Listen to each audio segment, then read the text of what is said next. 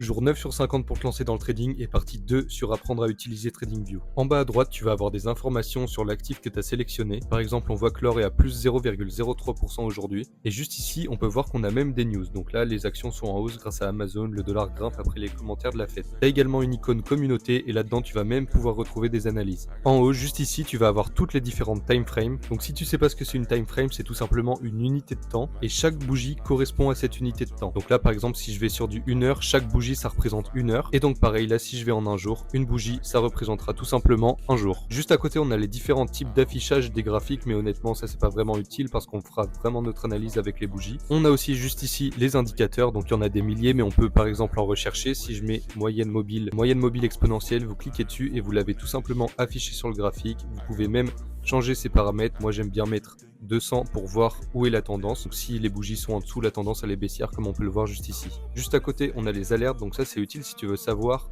si le prix revient à un certain niveau.